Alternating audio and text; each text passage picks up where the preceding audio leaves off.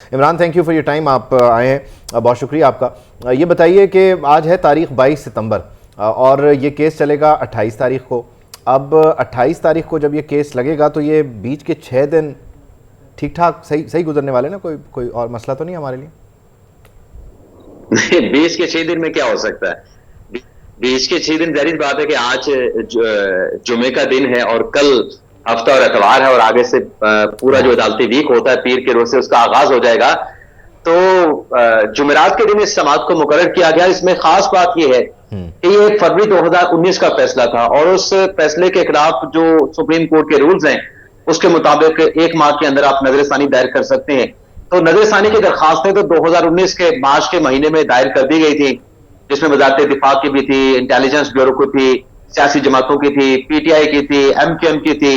اور شیخ رشید کی جماعت کی تھی، اور اس کے ساتھ ساتھ جو ہے وہ اجاز الحق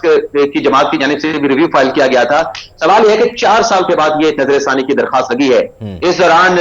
آصف سعید کوسہ چیف جسٹس تھے، اس کے بعد گلزار صاحب چیف جسٹس بنے، بدیال صاحب چیف جسٹس بنے، کسی نے اس نظر ثانی کی درخواست کو سماعت کے لیے مقرر نہیں کیا، کیونکہ فیض آباد دھرنے کیس کا جو فیصلہ تھا اس کے آتھر جج جو ہے وہ قاضی فائز عیسیٰ تھے اور بینچ کو جو ہیڈ کر رہے تھے وہ مشیر عالم صاحب تھے۔ تو مشیر عالم صاحب ریٹائر ہو چکے ہیں، ان کی ریٹائرمنٹ کے بعد اور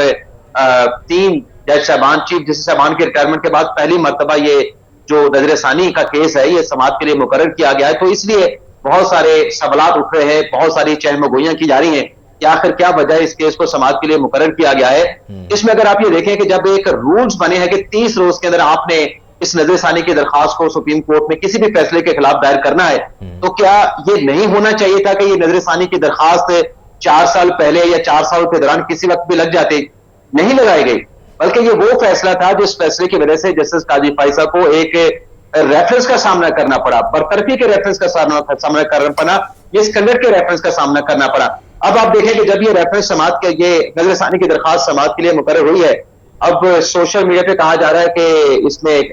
چیف جسٹس صاحب نے کوئی ہم خیال بینچ تشکیل دے دیا ہے۔ تو یہ بات بھی کہ یہ جو 3 رکنی بینچ جو 28 ستمبر کو فیض آباد دھرنے فیصلے کے حوالے سے نظر ثانی کیس کی سماعت کرنے جا رہا ہے، یہ کوئی ہم خیال بینچ بنا ہے۔ یہ تو ایک عمران صاحب، یہ تو ایک یقینی طور پر جو ہے نا ہمارے یہاں ایک ڈیبیٹ چل پڑی ہے کہ جیسے ہی 2-3 لوگ جمع ہوں تو دفعہ 144 لگا دو، اور پھر دوسرا کوئی اگر جج ہو تو ان کو کوئی ہم خیال ہے، امن پسند ہے، تو وہ کردار تو پھر ان کے گرد تو گیرا تنگ ہو گیا، اور وہ جو 2017 میں ووٹ بینک کاٹنے کے لیے کام شروع ہوا تھا اس کی تو پھر تصدیق ہو جائے گی۔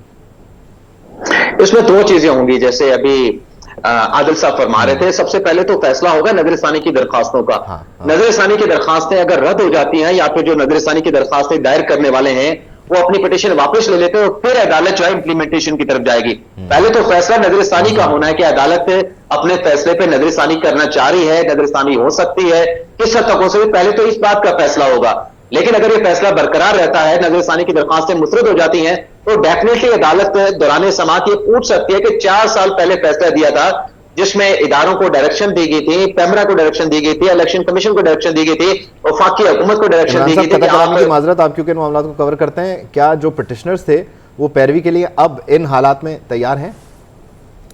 میرے خیال سے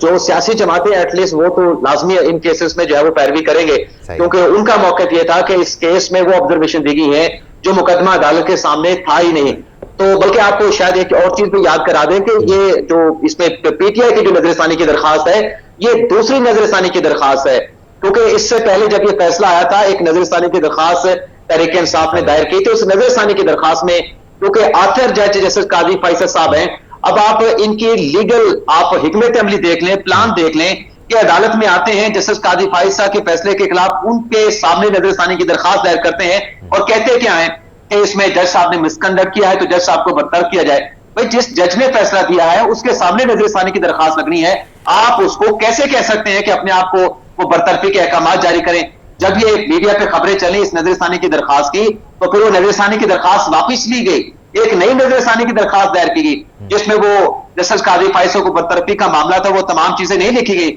لیکن پھر ہم نے دیکھا کہ یہ فروری کا فیصلہ ہے، مارچ میں نظر ثانی آتی ہے اور پھر اپریل کے اینڈ میں، مئی کے مہینے میں جسٹس قاضی فائز کے خلاف برطرفی کا ریفرنس آ جاتا ہے، مس کنڈکٹ کا ریفرنس آ جاتا ہے۔ تو یہ بہت ساری چیزیں ہیں دیکھنے کے حوالے سے، تو دیکھ لیتے ہیں ابھی تو ان 6 دنوں میں بہت ساری چیزیں اور نکل کر سامنے آئیں گے۔